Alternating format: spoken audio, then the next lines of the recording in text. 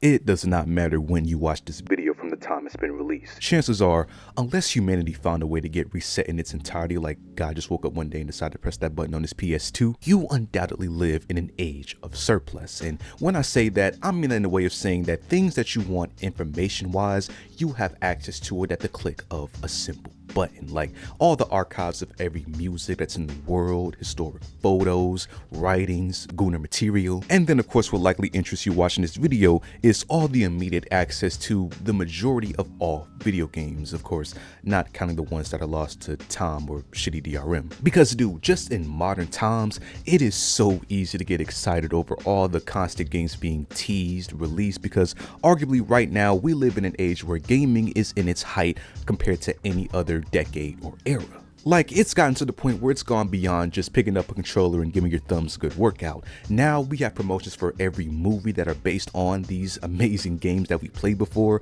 a constant merchandise propaganda we see in every store that you walk into. Like, you can only go into Target so many times and see those discounted Mario movie figures before you just decide to fuck around and give in. And listen, if you're anything like me and just invested into gaming and what all surrounds it, you will likely want to dive headfirst into the world of modern gaming to see what it all has to offer. But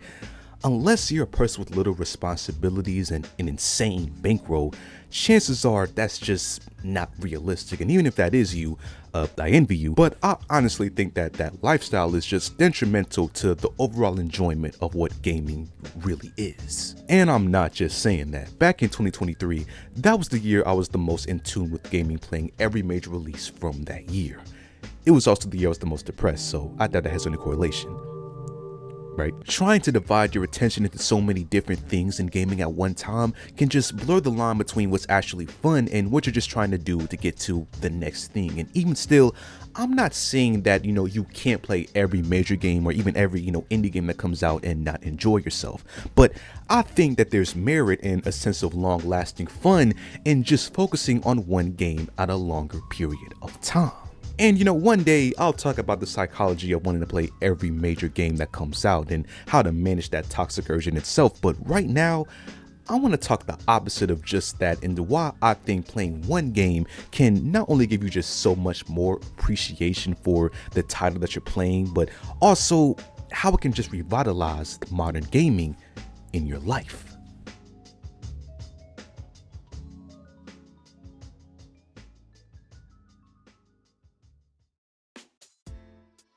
Now, when I say one game, I am implying the scenario to where you're just playing one title in your entire, gaming library, but I'm not like your Switch's native storage capacity. I'm not going to aim to limit your fun. Maybe you have multiple consoles to which you'll play only one game at a time on, the respective platforms. Like maybe you'll play Astrobot only on PlayStation, the latest Metroid game on your Nintendo Switch, on your Xbox, a game that you could probably play somewhere else. And not even that, maybe you can play 2 to 3 or even more games at a time and have the same dedication to each one of those respective titles as you would for one game. I'm just talking about anything other than playing every single major release and racing to play those titles as fast as you can when you really don't want to. Because my first reason for playing one game at a time is just that. It starts to feel more like a race than an actual experience when you're trying to get from one game to the other. Without realizing it, if you rush to get through a game and just reach those end credits as soon as you possibly can, you will miss out on the entire just art of the game and what it has to offer, assuming it's actually good and worthwhile of, your time. Because most games just have so much main and side contents that really give you the entire gist and what the developers were intending to, give you with that game. You won't experience it unless you play them all in their entirety and really take time to appreciate, what you're playing. And half the time, when your goal is to get to the next game as soon as possible, most of the time when you're playing the current game,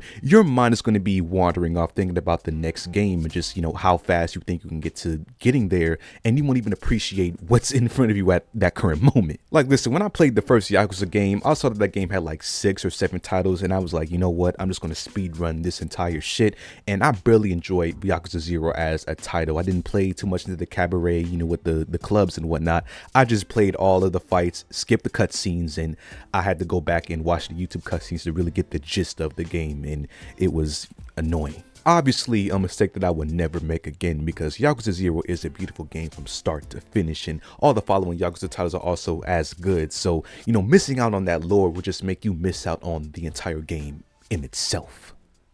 And I think that ties well into my next point of playing one game, to which I believe that there's just so many games by the time that you're watching this video that you can waste an entire year plus of just playing solely that one dedicated title and still probably not experience everything that the game has to offer depending on how well you play that title. But even then, just having one game is a very viable option for some of these really expansive, amazing games. Like, I don't think that I have to tell you that many players' favorite games of all time, whether they're AAA titles or more lower budget, have came out in the last 2 decades alone. So, depending on how many of these games you've already played, you have an entire library of just timeless experiences at your hands. Timeless experiences that will give you that aforementioned lore and gameplay that will undoubtedly carry you into finding out what your next, gaming adventure will look like, unless you're like that base lady Shirley Curry who only plays Skyrim on YouTube like a badass. It's hard to find a reason to not play these games even past you beating them, because some offer replayability in finding a different ending if they're like a branching decision type of game. Some games give you like new game plus, so you can replay the entire game with more of a challenge. And if the title has a multiplayer option or it's just an online game in itself, then that just opens up an entire new layer of added content being added to the game and just new support from developers that will make the game always, feel like a breath of fresh air. Now, as far as what games specifically give you this type of experience, I could give you like my recommendations based on what I like, but honestly, it really just comes down to what you like as a player based on your favorite genre and whatnot, and you're likely going to have to already establish what you like as a player. But like I said at the beginning of the video, you have just the surplus of information at the fingertips, you have on your hands right now. You will find a sea of good recommendations based around the genre that you like if you just type in, the best blank genre games out there. And then, well, speaking of genre, if the game that you're playing is the only one of that genre that you play at all, or just one that you prefer over other genres, undoubtedly playing one game of that genre can aid you in becoming a great wizard of that specific type of game. Not of the world, because that's yours truly, but of that game specifically, sure. And to understand what I'm trying to get at here, I'm sure that many Souls-like genre enjoyers out there can relate to the fact that, when they first tried to play those types of games, the freaking constant trial and error of trying to learn that curve of difficulty undoubtedly made them just that much better players and really enjoy what that genre is as an entirety. And after the fact, it wasn't not common to see those same players claim a Bloodborne, a Dark Souls, and Elden Ring as their favorite game of all time.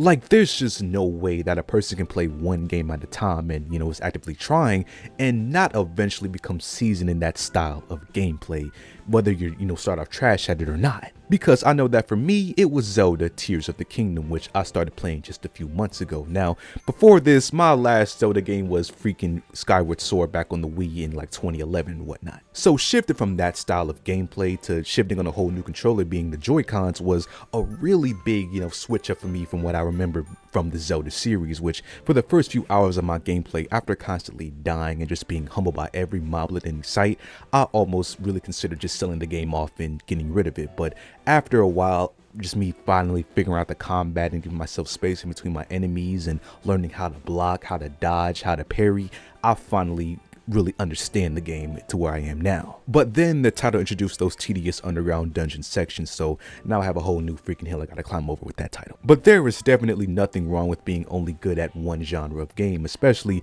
if it's your favorite, which, in this case it likely is, which you can then apply to future games going forward of that same or similar genre.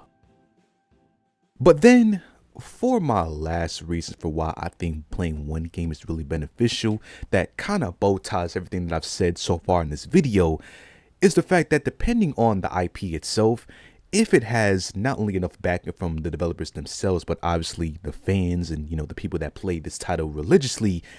the overall lore, speculation, and just content that you can consume outside of the game itself will expand well beyond just the video game and extend the life of this game's enjoyment for you for as long as the community is around and thriving surrounding it, and that can just be decades and even longer. Like, dude, obviously you have your big names and peak of developer innovation with games like Zelda, Grand Theft Auto, The Elder Scrolls, which provide both player lore and gameplay that's been around and active literally since those games launched in their respective timelines. But even still, The level of complex gameplay truly does not matter as long as the game can make an impact on players, because you have smaller sized games like Five Nights at Freddy's that came out in 2014 that is basically a fucking flash game where you look left and right, push a couple of buttons to get jump scared by a Chuck E. Cheese doll. And that same simple game went on to become one of the most influential horror games of probably this entire modern generation, with people still to this day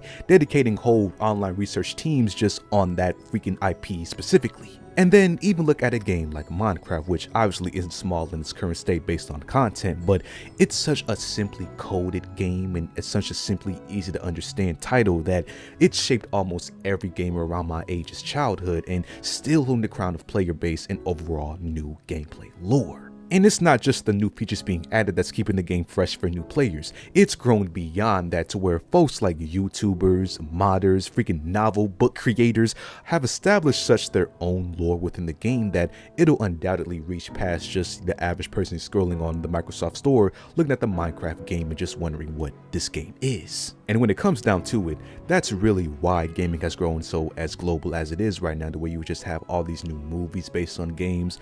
action figures, TV shows. Everywhere you look, gaming is being exploited, which can be a good or a bad thing. Either way, if you just have that one game that you like to play that is, in this whole loop of having so many outside factors, keeping it revitalized for new players and, older players alike, then you will honestly never get bored of this IP and just find new ways to find fun with it, even if it's beyond just playing that specific game. So no matter what the reasoning is you find to play just one game at a time, I have no doubt that it'll make for a really simple gaming lifestyle, and honestly one that'll really make you appreciate gaming for longer periods of time rather than just to find the next dopamine hit of a game, because it's almost always easier to focus on one thing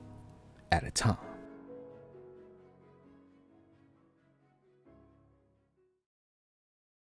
And that's all I got for today, man. If you enjoy, like a video, subscribe, and I'll see you guys in the next video.